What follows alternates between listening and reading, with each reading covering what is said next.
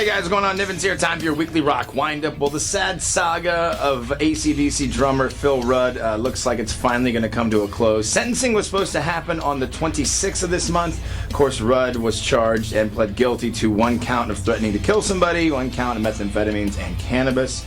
Actually, now sentencing will take place on July the 9th. This is kind of a bum deal, man, the 60-year-old Rudd. But looks like he's going to serve some time.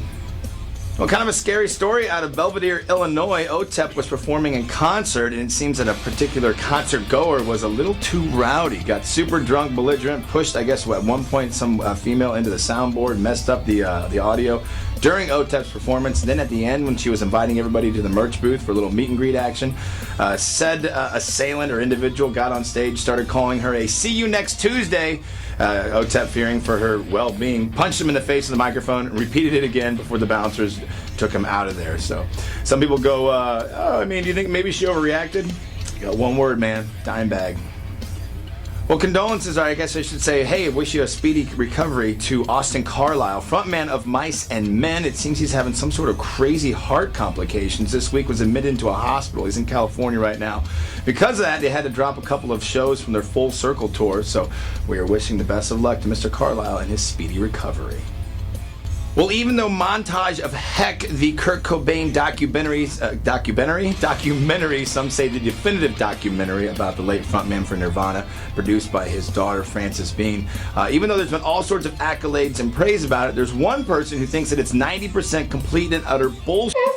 And that is the Melvins' Buzz Osborne. Now, you have to remember, Osborne went to high school with Cobain. In fact, Kurt looked up to him quite a bit in terms of musically and the style that the Melvins had. I guess he watched Montage of Heck twice and just says it's all mumbo jumbo. He can't believe that nobody actually did any research into the stories that Kurt was notorious for telling.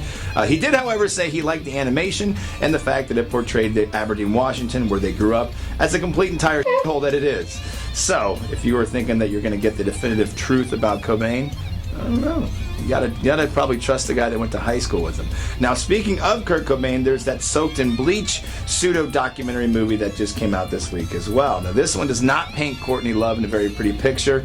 Verdict is still out on exactly what everyone thinks about that flick. And now it's time to bring it on home with your weekly rock windup and all the new stuff that's happening out there. POD is going to release its 9th studio album, The Awakening, on August 21st. We'll get a chance to hear again in this moment's Maria Brink. Man, she is popping up everywhere doing those duets. Also, Sick of It All's Lou Kohler will be on the album. There may or may not be a Sonic Highways 2 that may or may not take place in England, or may or may not take place in England and other places, according to Foo Fighters frontman Dave Grohl.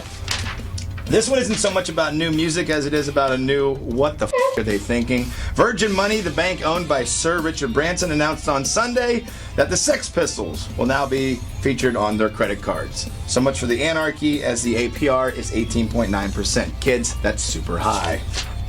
Daft Punk going to be showing up on a BBC documentary to air in June. Kanye West, Pharrell Williams, and Nile Rodgers, just a handful of them that will be on the Daft Punk Unchained. Motorhead dropping a new single this week, Thunder and Lightning. Sounds very much like the tune Ramones they put out. The album, the 22nd album from those guys, Bad Magic, will drop on August 28th. Looks like Stained frontman Aaron Lewis working on his sophomore album, or his follow-up to his full-length country album, The Road.